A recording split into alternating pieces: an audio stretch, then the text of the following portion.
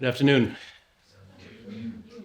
I'm Oliver Mayer, the director of MFA in playwriting, dramatic writing at School of Dramatic Arts at USC. I'll be reading selections from The Working Problems of the Writer in Exile by Lion Feuchtwanger. And this is starting with part 2. I will not dwell too long on the bitter theme of the many purely external difficulties with which the writer in exile must contend. I hope that those of you who have not experienced these difficulties will be spared them.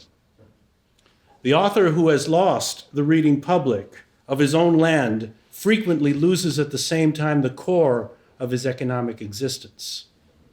Very many writers of the highest talent whose products were in great demand in their own countries find no markets in foreign lands because their chief merit lies in the stylistic qualities of their language. And these qualities cannot be translated, or because their choice of subjects does not interest the foreign reader. Many exiled writers cannot or will not comply with the well-meant suggestions of their publishers to make concessions to the taste of the foreign public. It is surprising how many authors whose accomplishments the entire world has acclaimed, in spite of their most earnest efforts, now stand helpless and without means in the face of this situation. Add to this the fact that many writers suffer far more than other emigrants from the trivial little annoyances that make up the daily life in exile.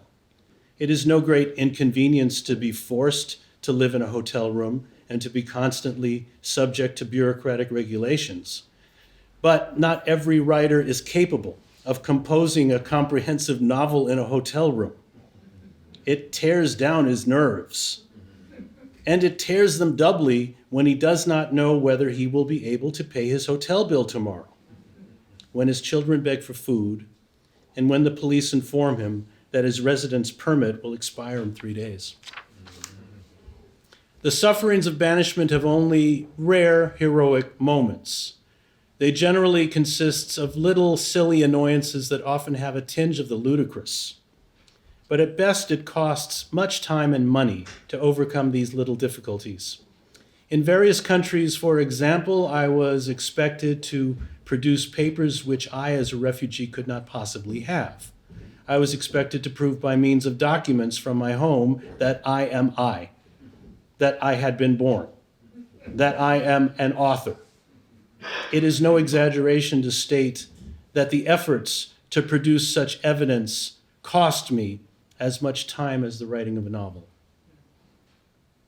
The economic difficulties and the enervating struggle with endless trivialities characterize life in exile.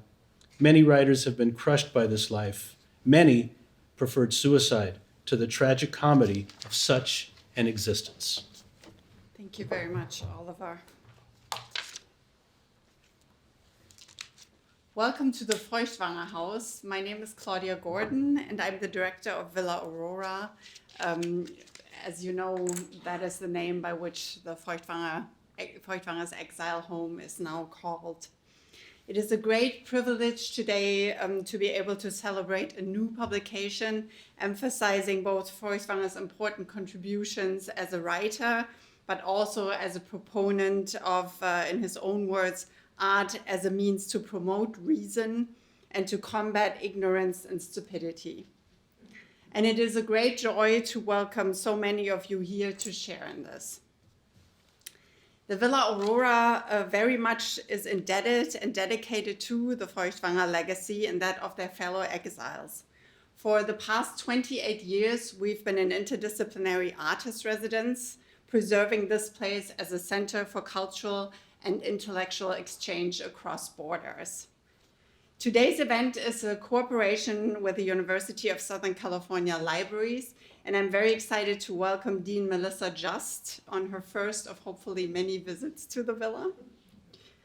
I would very much like to thank composer, conductor, and performer Greg Hosharian, whom we had the pleasure to hear play the Villa Aurora organ earlier. And of course, I would like to thank the wonderful team members of Villa Aurora who made this event possible as well as everything else that happens around this house. Friedel Schmoranzer, Katrin Klüppel, Pia Springsklee, and Betty Herrera. Please give them a round of applause.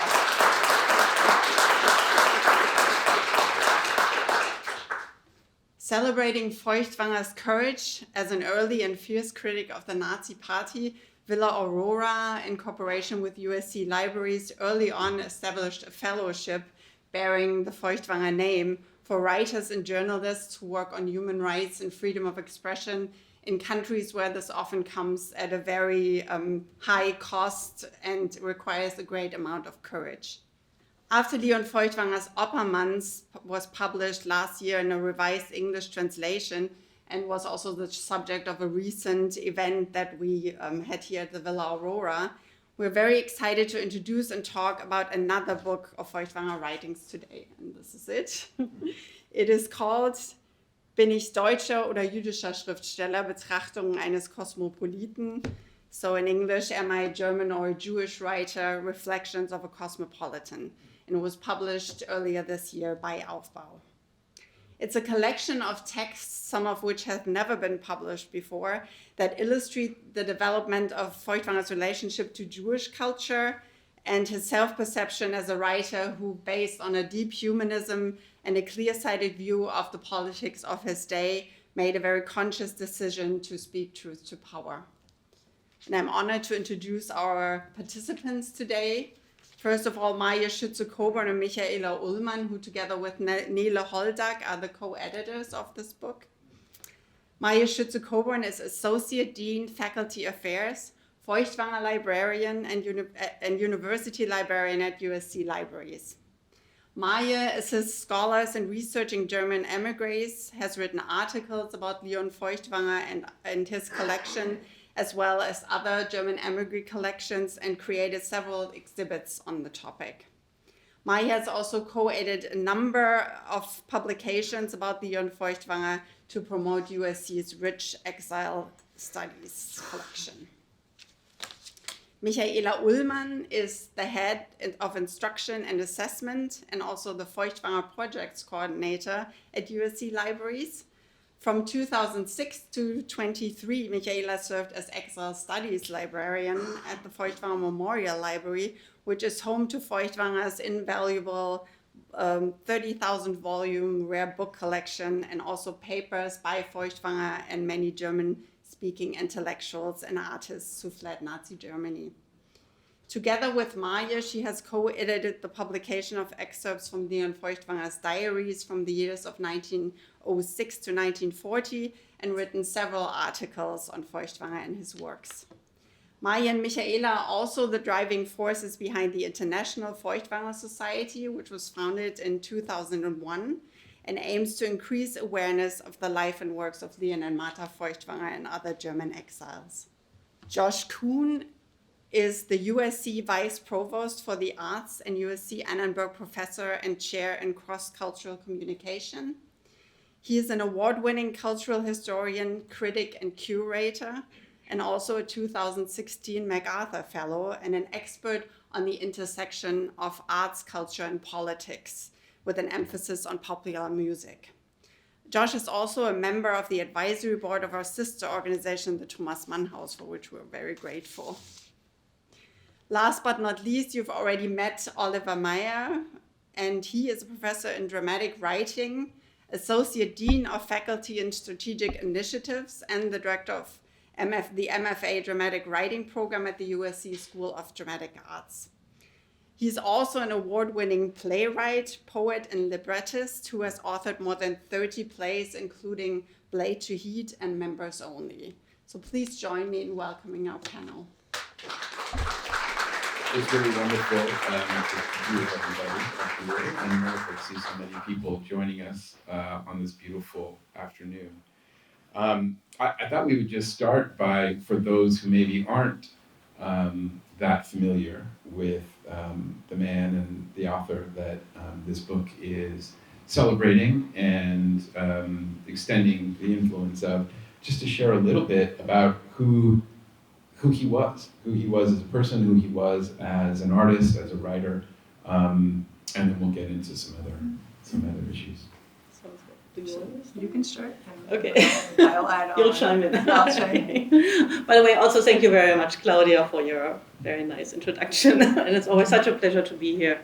Who was Lion Feuchtwanger? It's really hard to summarize this in a few words. And it's very nice. I also think that Villa Aurora put up this image, this picture, oil painting of him and Marta. And as you can also see, Marta was very influential in his work. So Lion Feuchtwanger was born in Munich, Bavaria, and as a son of an Orthodox family, and was supposed to take over his father's margarine factory, which he had no intentions to do.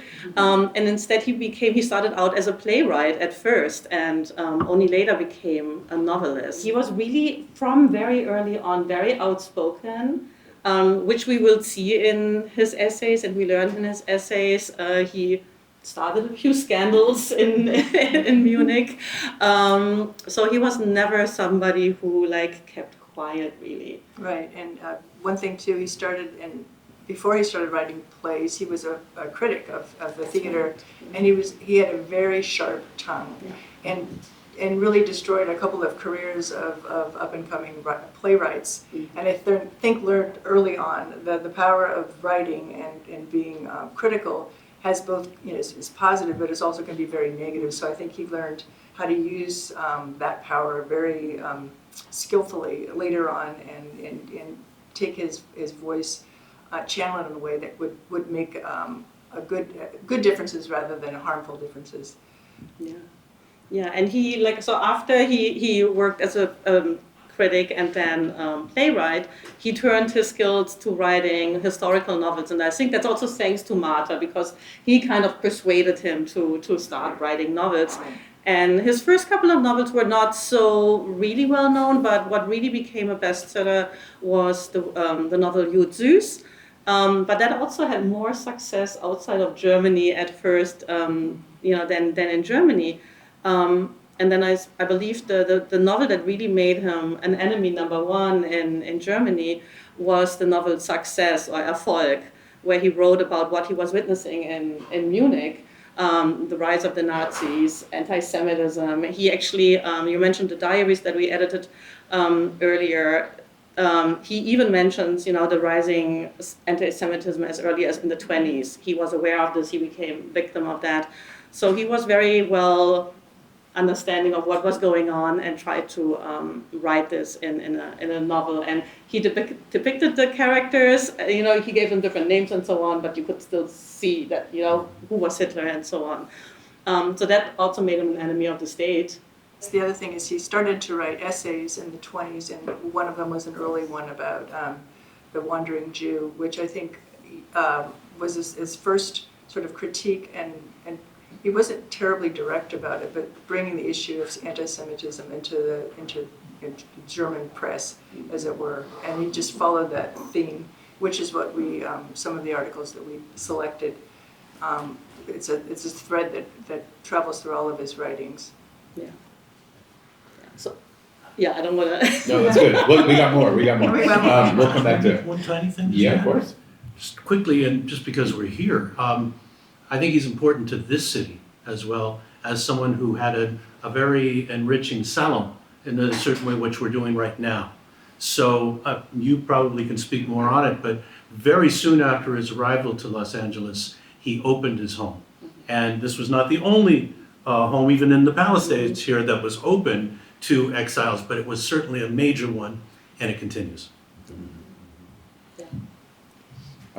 So Oliver, I actually wanted to ask you about kind of your history with him. How aware were you of his work throughout your career? How far in advance of this gathering were you aware of it? And kind of in your relationship with his work, what have you gotten to know about him that maybe is worth sharing? That's great. Thanks, Josh. I'm lucky because I'm friends with the two ladies on the other couch. And it's been at least a decade that we've been working together at USC. And I'm not sure how it began, honestly. Special Collections is a wonderful place. Josh knows it well. It's in the Doheny Library. You always feel really smart when you go in there. And then there are these wonderful people who take great care of the books and also really take care of the people who want to learn something. So I guess I somehow was in that spirit that I met both of you. And very soon thereafter, we talked a little bit about this place. And probably a lot of it had to do with Feuchtwanger's friendship and interest in the work of Brecht, Bertolt Brecht. They wrote, someone more, Sean, I'm trying to remember the full name of the piece. They wrote a play together. I have it. I've taught it once. It's a problematic play. It's always hard when two playwrights collaborate. And from what I remember, it was not always the happiest collaboration, although I think Leon was very open and forgiving. I think Brecht was a very difficult collaborator. He wouldn't be the first person to say that. So they wrote a play, and it was fascinating. And I already, by knowing him as a playwright, I considered him family. There are only a few of us who do this.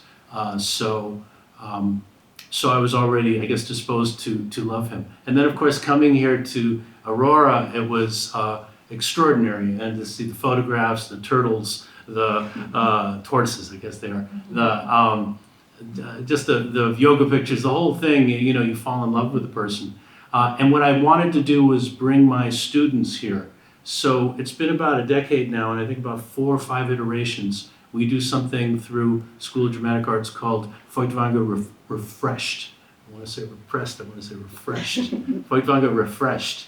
And the idea being that we take an element, maybe a piece of writing, thought about maybe a work still to be created that originated with Feuchtwanger and through the papers, which are extraordinary at the special collections. And then we give them to the masters, the graduate writers who work in our program to respond to. And we're very open to them that all we want them to do is digest the material and respond. And we've seen short plays here in this room, as I say, many times over, that are set in the future, or that involve, I don't know, really maybe slightly absurdist elements, or sometimes that are very, very direct and have to do with, I don't know, something around times of Hitler. But we'll always get a real cross-section, and what we really want is for people to meet Feuchtwanger on his own terms and to think of him as a contemporary, and to think of him as someone who has something to give because we know he does. Great, thank you. You've already mentioned this as a kind of salon open house space when he and Marta were living here. That was back, just for folks to know, there was a time in the Palisades where houses were open to the public, right? That all changed many years, a few years after that. And try having that now. So I think that period, right? He was obviously not alone in his status as a European Jewish exile. Was part of a robust community here. Could you talk a little bit about that moment and that world and kind of where he fits in it? Because it's interesting, he's often not the first name you hear in talking about that era. And kind of, could you just talk about kind of where he sat in that group? Sure. Do you want me to start? Sure. Sure, why not? Yeah, so he, again, for those that don't know, many German Jews, as well as German intellectuals and those that maybe were more socialist leanings, lived in this area. And but the most famous was Thomas Mann, who lived just down the road, and he was the one I think people thought of as the big name of the community. Feuchtwanger, because of his political leanings, I think, and because he was always sort of suspect in American eyes, at least political eyes, I think he was not the preferred person that people would turn to as the considered representative of the exile community. But he was plugging away, writing his novels, he was getting published, he was popular with readers. But again, as Oliver said, this was a salon. Whenever he was writing a book, he would invite his friends, his American-speaking friends. They'd have the English edition, English translation readings, and his German-speaking friends would have the German version of the readings. And so it really was a community. I'll pass it over to you. No, but and I also wanted to add, so I mean, we always refer to them as a community, but in a way, I mean, there were they had the same fate in that they had to go into exile and they ended up coming to Los Angeles. But, as in, today's world, they weren't all friends. They weren't all loving each other. So there were quite some, and then artists, can have egos. And there were some, it wasn't like a community in the sense that everybody loved each other. And I think so, but Feuchtwanger had his circle that he was very close with, which was Hans Eisler and Bertolt Brecht, who you mentioned, who also actually, he had convinced Brecht to become a writer. Brecht, when he was a very young medical student, came to Feuchtwanger, who was already very famous in Germany, and asked him for his advice if his writing was any good. And Feuchtwanger said yes, and that made Brecht pursue that career. And the Feuchtwanger, Leon and Martha both also issued an affidavit and paid for Brecht's affidavit to come here, and they helped Brecht settle here. So they were very close friends. So that certainly was a circle of friends. But and he didn't always he wasn't a show-off in the way that he would always say everything that he did. We know from looking in the archive, we know how much money he gave to support other exiles who weren't as fortunate. But he didn't shout it out. He didn't write it in the newspapers. He did it in a more private way. He supported his friend Heinrich Mann, the older brother of Thomas Mann, until the end of his life with regular checks because he couldn't find work here. So, but he was very instrumental, I think, in the life of many people, many exiles, and then also the community. I mean, I love that he worked so hard to get Brecht to come to LA, and then he gets here and says, wow, LA is basically my version of hell. Thanks a lot. That's been really fun at the party. You gotta love the Germans. And you bring Adorno over, and boy, things just get real wild on the way from Kenter. One of the lines actually that was part of the invitation for this event was his description of himself as being a German writer whose heart beats Jewish. And there's lots of ways to read that, I think, and lots of ways that we can interpret that. One of them is as I think a fairly common expression of a kind of sense of duality, of national belonging, let's say, versus cultural belonging. And I wanted to ask you, Oliver, so much of your work over the years has explored in various ways maybe a similar kind of pull, particularly around Mexican-American identity. And sometimes ambivalent, sometimes warm, sometimes dissonant relationship with the nation state. I'm wondering that line, a German writer whose heart beats Jewish, how does that kind of echo around in your work? It feels like my father. It does in a lot of ways. As an art father, definitely there, and also someone probably I didn't know about when I was writing the bulk of the plays that you might have been referring to, maybe searching for. I lost my own father at 17. And he was Jewish, of Jewish parentage, and from probably Polish, but as well German stock. So that the last decade of my life, thanks to my wife, who's here, she has prodded me, I think around 50th birthday, to explore that side of myself, which I've been doing in work. So there's a little bit of a North Star here, lucky North Star in getting to know this work, getting to feel that you can be more than one thing. We talk about code switching. I think that obviously code switching has been going on in this country, on this land since Cortez. And code switching, if you know what I mean, is in a certain way you talk basically as you need to whoever you're talking to. I don't know, I'm going up and down with my hand, whatever that is, but that you have more than one voice inside of you. And maybe another way to talk about it is shape-shifting. Mm-hmm. And I feel that Feuchtwanger was a shapeshifter, undoubtedly. But underneath it all, there is not just DNA, but soul. And the soul of this man, as I think the title of the book, makes you think it's cosmopolitan, but it is Jewish. And he wouldn't be, again, the first to take great strength from that lineage, that parentage. So, yeah, I think when you read this material, when even you're just in a room like this around others and you see, I don't know, however it's going inside of your own bodies where you connect, you realize the mastery of the particular person, also the green light that he gives you to explore your own self. Yeah, great. Thank you. In your opening remarks, you talked about and highlighted his work, not just as quote unquote a novelist or as a playwright or as an artist, but as someone who also worked as an activist, artist, writer. Somebody who was very vocal in his criticism, obviously, of the Nazis and protests against the Nazis, against National Socialism as an ideology and body of thought. And there's a section that I love from a novel of his from 1940, where there's a character who's talking about the condition of exile and about the impossibility of fully being able to understand and convey the meaning of what exile is.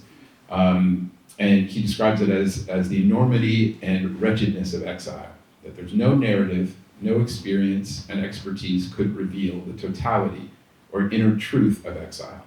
Only art could do that. Can you say a little bit about this, the kind of role of art as a form of activism, as a form of communicating exile, kind of in your research on his, and all the time that you both have spent with his writing, kind of how those ideas took shape, maybe? I was just reminded as you were saying this, I was, so not to take this away from the art, and I don't even know if Feuchtwanger necessarily saw himself as an artist per se, but what is inspiring, I think, is that even early on as a German writer, he looked to the writers in the UK, in Great Britain, and he thought that they were very much involved in politics and they were very much responding to that, while the German writers were more like soaking in their intellectualism and sitting there without really, So I think he learned a lot from those British writers that, as a, again, like I don't even know if he ever called himself an artist, but as a writer, that he had a, responsibility, but that was what he was good at, and that's what he could do, and that's also where his power was. So he felt like maybe an obligation to use that, that power, that skill set of him to address political situations or, world affairs and so on, and to not just sit at home and reflect on it without sharing it out or doing anything about it. What do you say about that? Yeah, I just to reinforce that, I think because he was so well, his books were translated into English, into French in the 1920s already. He was there were many articles in that decade where they were asking his opinions about many things, the British press. And I think he, at that point, realized the power that, as a writer, that he's being asked his opinions, and people seem to be interested in his opinions. And so I think he took that into the wartime of realizing I have a voice, people are waiting to hear what I have to say, and then to turn his own personal experiences, being exiled, losing his home, losing all of his livelihood, and turning that into, using that as the substance of writing. And so whether he was doing that to share his experiences and show others what was actually happening.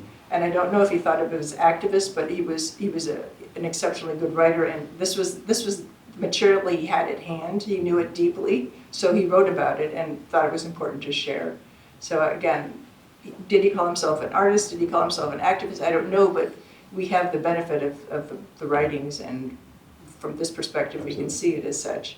Yeah, and obviously this is a question and a theme and a topic that is, it's never gone away. And at in the current moment, I would say over the past year even, the topic of what is the role or what is the correct relationship between art and activism has come up in multiple conversations, even just here in Los Angeles, that leading museums, even the Mann House did a project around the kind of political mandate of the arts as a question. What is there such a thing as the political mandate of the arts?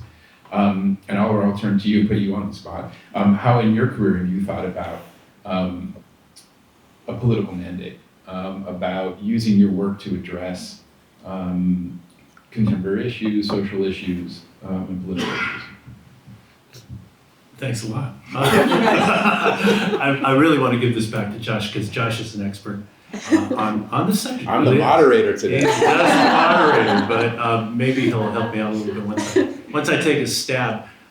First thing I'll say, of course, is as a playwright, think the worst plays that any of us have ever seen usually try to give us answers to the problems of the world. They're really, I don't know that that's our ken. I think playwrights ask the right questions.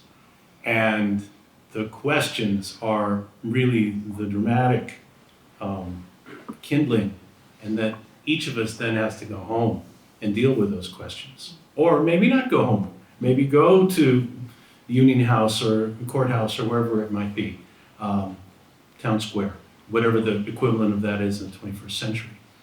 So that, at least that's been my approach, and I learned it from people a lot better than myself, to try to ask the right questions, and right being the ones that matter to me, matter to the people I love, and the home that I try to make, and the people around me who are, each of them are trying to do some good. So that would, I think, be part of the rightness of that. And then the question, rather than the answer, again, is the dramatic kind of anxiety of characters that playwrights must create at a moment in the story when they're about to make a big choice, and then have to deal with the consequences of that choice, and the people they love and the people they hate too. So that that's also part of our lives, isn't it? And that we are perhaps at the moment of choice, of course, as we approach an election year. But really almost every time we get in the car, get out of the car, and are among people who have no home, or people, I don't know, these days, burglaries and all kinds of stuff going on in our lives that we've got to get our arms around. And we don't know the answer. We do know that in a sense the questions are real, and that they cut deeply towards the people we love. And so it makes the theater always important and contemporary and real. And even if not that many of us do it anymore, I feel as if that's always going to be the fuel that keeps the theater going. How's that? Great. That was awesome. Thank you. You still know more than I do about this. No, it's all good. That was great. So before we go to a couple other topics, I wanted to land a little bit on the book and have you talk just a little bit about this new volume. Could you give us a little history about how it came about? And I'd also would love to hear, I'll kind of prompt you as you're talking, but I'll hear a little bit about some of your favorite moments and favorite pieces that you discovered in putting it together. You want to start? Well, sure, I'll just, I think it started, well, we've been talking about publishing some of the unknown or lesser known works for many, many years. And after tackling the diaries, which was mentioned in the, I think, Claudia's introductions, having that published, and that was the most important thing that we thought needed to be published first, then this volume seemed like the next one to tackle. And I think it kind of once we started thinking about it, it went really quickly. The editor, Michaela at Aufbau Verlag in Berlin, she had been our partner on the Diaries project. She reached out to us and she said the time was right. She felt that this book is really important. I don't think we knew at the time how really important it was going to be coming out when it did in spring of this year. So she put it top priority on her list of things to do. And we communicated by, email and whatnot, and then we had a conference last year at USC for the International Feuchtwanger Society. She spent a couple of extra weeks with us. We spent time here at the house, sort of going through what was in the archives, selecting things, refining what we thought made the most sense to put together. So it came together really quickly, but it was in the works, for 20, 30 years, in the minds that we needed to do something. And so I'll just let you continue. Yeah, and I think I think Nele at first had a book in mind about like Feuchtwanger and Judaism, which is totally also what this book has a lot about. But then I think Marje and I, working with students and working with researchers all the time, we know which articles, which essays reflect the most on the students. And when we teach with them and we show them what Feuchtwanger wrote and what risks he took, knowing or not, and what consequences he took for speaking his truth it's really inspiring. It's inspiring to me to work with this collection. I think it's inspiring to you. And I have to say it was, or it still is, very inspiring with our students at USC. I taught a freshman seminar during our last presidency, which many students struggled in, like how to deal with it, what could they do to express themselves or to be activists. And they were really, really fascinated by Feuchtwanger's writings, and also by some of the, even Marta, we talked about Marta, and she wasn't a writer, but by the things she did and the consequences she took for them. And that was really inspiring for the students. So I think we really wanted these essays to be out there for more people to read and know about, because his novels are fairly known, but this kind of work, and like Claudia said in her introduction, some of these essays weren't really published before, or they were published in very small newspapers that are not available anymore. So a lot of this is not really well known, and we thought it should be. Any favorite discoveries, things that you didn't know going in?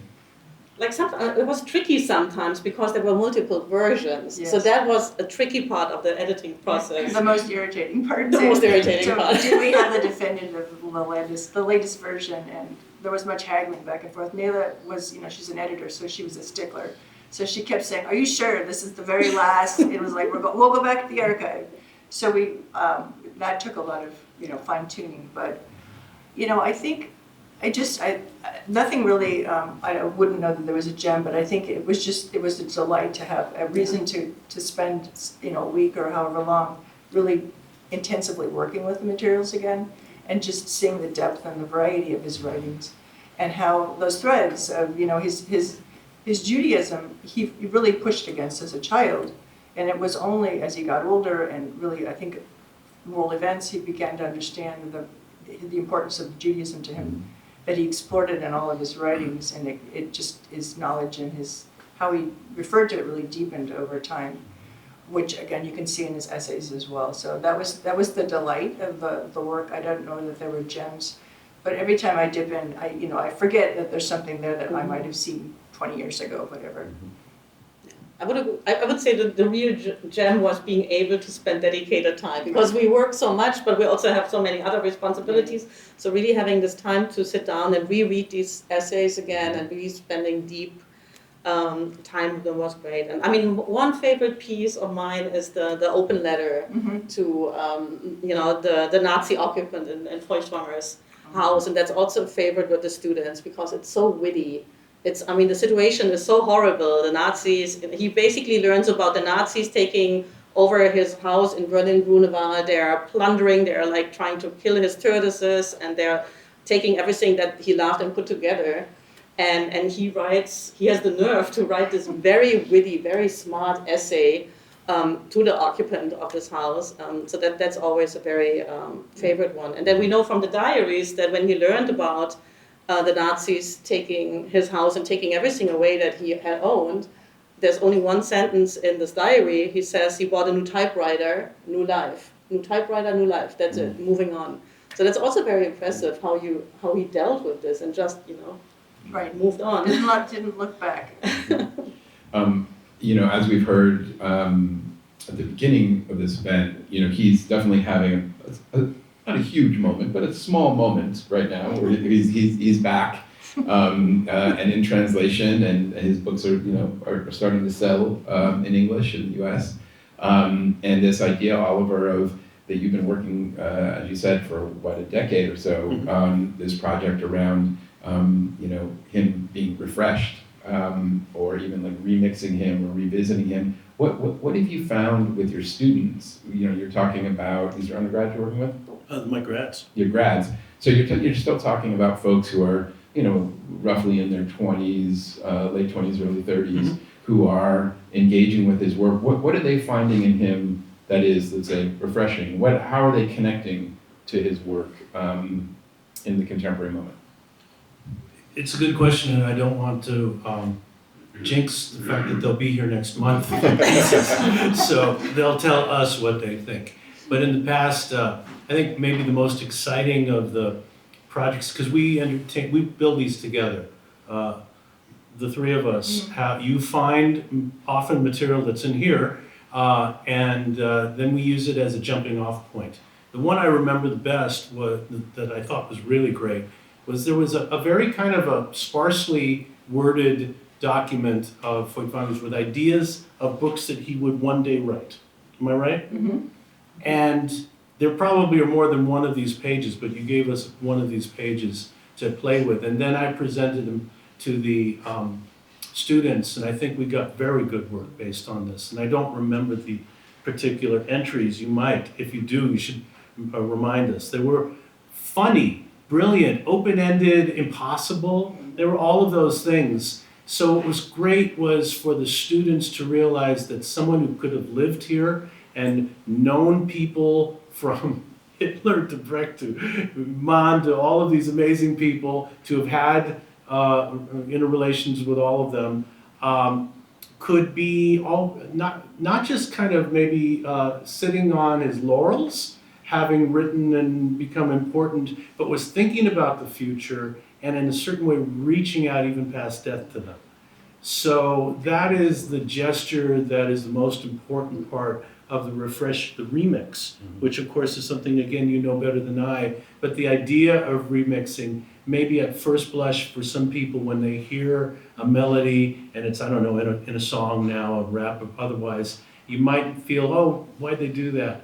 But if it's done right, it's done with love, it's done with understanding, even if there's a counterpoint going on, even if it's a little bit of a friction going on, there's some thinking behind it. And I think that's, the friction is the best part of the experience of Feuchtwanger Refreshed. Maybe ask one more question, and then will we have time for Q&A? I can't remember. Are we doing Q&A? I think Friedel is keeping Yes, time. you're keeping time. Short question? Ooh, this is a long one. Okay, I'll ask it just to ask it.